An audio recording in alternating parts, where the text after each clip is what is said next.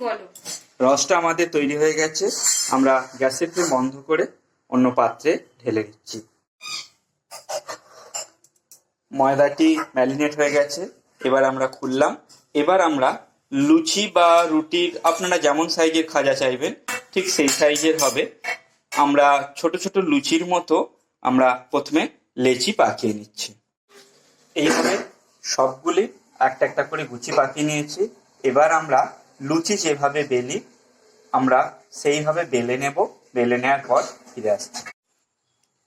ঠিক যেভাবে আমরা রুটি বা পরোটা বেলি ঠিক এইভাবে গোল গোল গুচি করে আমরা লুচির সাইজের বা আপনারা যদি চান রুটির সাইজের এইভাবে বেলতে পারেন। রুটির সাইজের করলে বড় বড় সাইজের খাজা হবে, আর আমরা এটা করছি মাঝারি সাইজ বা একটু ছোট সাইজের করার জন্য ছোট ছোট করে বেলছি। আপনারা চাইলে রুটির সাইজের বড় বড় করে বেললেও বেশ বড় বড় খাজা তৈরি হবে। রুটিগুলি আমরা এরকম ভাবে গোল গোল করে রুটি বা লুচির সাইজে বেলে নিয়েছি সবগুলো।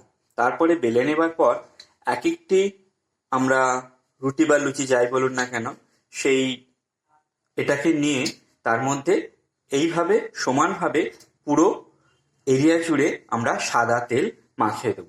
সাদা তেল মাখানোর পর তার ওপরে আমরা খুব সামান্য পরিমাণে অ্যারারুট ছড়িয়ে দেব। অ্যারারুট ছড়িয়ে দিয়ে এবার আমরা অ্যারারুটটাও হাতের সাহায্যে চারিদিকে মিশিয়ে দেব। এবার এইভাবে আমরা একের পর এক মোট 5টা লেয়ার তৈরি করব। এইভাবে দ্বিতীয়টি আবার দিলাম। তারপরে আমরা সাদা তেল আবার যেমন ভাবে আগেরটা দিয়েছিলাম সেরকম ভাবে দিয়ে দেব পুরোটা মাখিয়ে। তার ওপরে আবার সুন্দর করে অ্যারারুট আমরা ছড়িয়ে দেব। এরকম ভাবে পরপর আমরা 5টি দিয়ে দেব। আমাদের 4টি হয়ে গেছে, এবার আমরা আরো একটা দিয়ে 5টি করে দেব।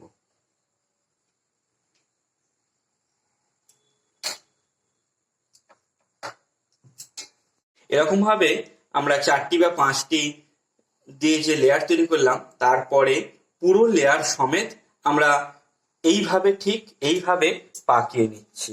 পুরো সমস্ত আমাদের যে লুচি বা ময়দার যে মন্ডটা তৈরি করেছিলাম সেটি এইভাবে পুরো গোল আকারে আস্তে আস্তে পাকিয়ে নিলাম। এবং পাকানোর ফলে যে ধারের দিকটা স্বাভাবিকভাবে ফুলে যাবে বা ফাঁকা মতো মনে হবে, সেই জায়গায় আমরা আঙুল দিয়ে জল ব্রাশ করে সেই জায়গাটি আমরা ফিল আপ করে দেব। এবং এর ফলে পুরো জিনিসটা একটা সিল করে সুন্দর একটা গোলকে তৈরি হয়ে যাবে।